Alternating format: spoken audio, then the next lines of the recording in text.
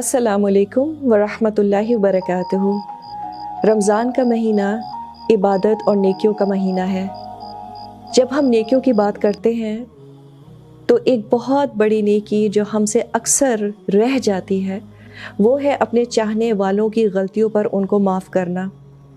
शायद हम इसको नेकी ही नहीं समझते। हम कहते हैं लेकिन मैं सही थी, उन्होंने मेरे साथ बुरा किया तो वो माफ़ी मांगे, वाई शुड आई। आम तौर पे जब हम लोगों को बर्दाश्त करने की कोशिश करते हैं तो उल्टा उनसे ज़्यादती कर जाते हैं उनकी ग़ीबत करके, और यूँ वो अल्लाह की नज़र में मज़लूम, और हम ज़्यादतियाँ बर्दाश्त करने के बावजूद ज़ालिम बन जाते हैं। I feel since I am the victim therefore I've got all the rights to backbite। क्या आपने लोगों को ये कहते हुए सुना है कि ग़ीबत नहीं है ये, वो वाकई ये करते हैं? तो ग़ीबत हमेशा सच बात ही तो होती है। अगर वो बुराई उस शख्स में मौजूद ना हो वो तो फिर तोहमत हो जाती है, और ये एक और बड़ा गुनाह है। कुछ लोग कहते हैं मैं ग़ीबत नहीं कर रही, सिर्फ फलां को बता रही हूँ ताकि वो किसी के साथ ऐसा बर्ताव ना करे। वो शख्स तो शायद किसी पर जुल्म ना करे, लेकिन आपने उसकी खैर ख्वाही की कुछ ज़्यादा ही बड़ी कीमत दे दी, अपनी आखिरत बर्बाद कर ली। How wise is that?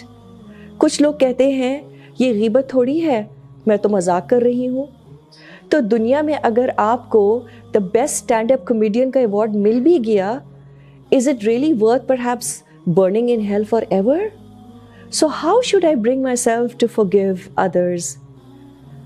हमारी आम तौर पर ज़्यादा एक्सपेक्टेशंस किन से होती हैं?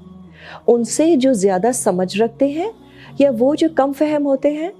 मिसाल के तौर पे क्या हमारी एक्सपेक्टेशंस बच्चों से ज़्यादा होती हैं या उनसे जो समझदार अडल्ट्स हैं? Our expectations are more from a person who knows more, and if there is someone who is a little naive, we don't have high expectations from them। अल्लाह के मीज़ान अदल का भी यही तकाज़ा है, जानने वाले और ना जानने वाले में कुछ फ़र्क किया जाएगा। So the person with a better understanding of the situation is responsible to forgive and also to seek forgiveness। और इसी का नाम सब्र है, और ये बर्दाश्त से बहुत मुख्तलिफ है। Tolerance is when you still have feelings in your heart and mind, but you're not complaining। When you say I can't have more patience for someone, in reality you don't have tolerance for that person। तो किस तरह की माफ़ी वाकई नेकी है? उसको अरबी में कहते हैं आफ। This is to forgive with love where you don't have any hard feelings in your heart। If you forgive and you cannot forget, that is not really forgiveness। We have to permanently delete the incident from the hard disk of our hearts। How would you know that you have truly forgiven a person? You feel light-hearted after forgiving and also after seeking forgiveness।